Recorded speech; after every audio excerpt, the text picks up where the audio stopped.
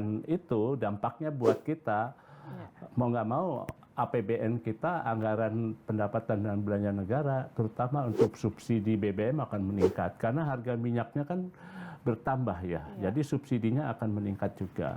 Itu. Terus juga rupiah. Nilai tukar rupiah dan indeks harga saham yang juga sudah turun dari kemarin bakal ambruk lagi. Dan dia akan bisa terjadi malah bisa terjun bebas gitu ya, dan akhirnya disuspend, dan itu jangan sampai terjadi lagi. Seberapa khawatir Istana dengan kondisi ini? Ya, dengan kondisi seperti ini pastilah ini akan membuat pekerjaan dan proses pemantauan yang dilakukan oleh Presiden di Istana akan semakin sibuk. Sementara kan saya dengar juga jadwal minggu depan tuh mau ke Cepu, mau ke Banyuwangi, lalu ada mau kunjungan Perdana Menteri Malaysia, bahkan Presiden mau juga ke Arab Saudi loh Mbak, nanti awal Juli Arab Saudi, terus juga mau ke beberapa negara lain ya, tanggal 1 sampai 10 Juli loh Mbak itu. Nah jadi yang harusnya menjadi tugas rutin Presiden mau tidak mau, Istana harus lebih kerja keras untuk memantau dan mengantisipasi bila mana terjadi perang berkelanjutan dan dampak-dampaknya. Terutama kan ya tadi ekonomi, politik juga harus dijaga, sosial politiknya gitu ya, munculnya fanatisme yang bisa berpotensi membuka ruang keamanan, konflik di dalam juga itu. Itu yang harus diantisipasi, termasuk juga kan kalau selain kita mengantisipasi dampak segi ekonomi, sosial, politik dari dampak peta geopolitik sekarang, juga sebenarnya kan kita itu punya semangat, kita tuh punya amanat di konstitusi, Undang-Undang Dasar tahun 45, kita harus turut serta dalam perdamaian dunia. Tapi seberapa bisa Indonesia berjuang untuk ke sana gitu di tengah kondisi yang sulit, karena kan Mas Hari kita betul, memang dari pembukaan Undang-Undang Dasar 45 ya, alinea keempat kan kita memang tujuan bernegara adalah ikut menciptakan perdamaian dunia gitu ya, dan itu sudah dilakukan dari zaman Bung Karno dengan mengirim pasukan perdamaian sampai saat ini.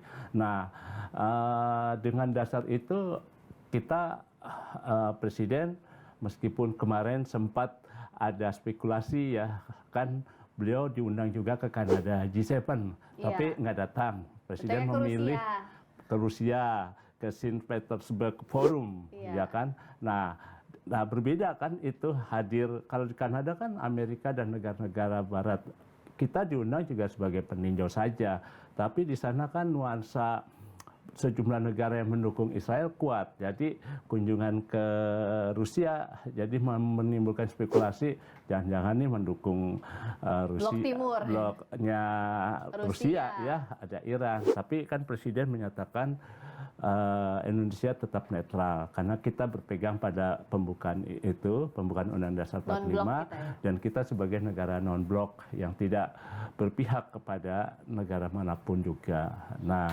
kaitannya dengan itu sebetulnya kemarin juga harapannya bila mana dari hasil pertemuan itu ya, rapat terbatas, misalnya Menlu diundang menyatakan kita akan berjuang juga di PBB untuk ikut mengajukan solusi-solusi yang terbaik untuk meredakan perdamaian di Iran versus Israel itu. Nah, tapi kan mungkin dilakukan ya diam-diam, tapi secara terbuka tuh tidak gitu ya. Padahal berdasarkan amanat Undang-Undang Dasar itu, kita bisa melakukan ikut berbicara di PBB untuk menekan misalnya PBB untuk menghentikan peperangan gitu ya. Nah, tapi itu kan kembali lagi kepada kita ya, kepada kemauan politik kita dan juga diplomasi, serta memang kan banyak juga orang bertanya, emang Indonesia bisa apa gitu ya. Sebelum kita masuk ke Indonesia bisa apa, termasuk juga kita mendorong lewat PBB, yang harus diselamatkan saat ini adalah warga negara Indonesia yang ada di Iran maupun di Israel. Apresiasi karena setidaknya 97 WNI yang ada di Iran ini sedang dipulangkan bertahap ya, meskipun yang sudah datang pada Selasa 24 Juni adalah gelombang pertama dari yang diangkut menggunakan dievakuasi menggunakan Turkish Airlines. Masih ada 2 gelombang yang tertahan di Qatar ya Mas, tapi seenggaknya kan ini sudah menjadi upaya yang kita apresiasi dari Kementerian Luar Negeri ya.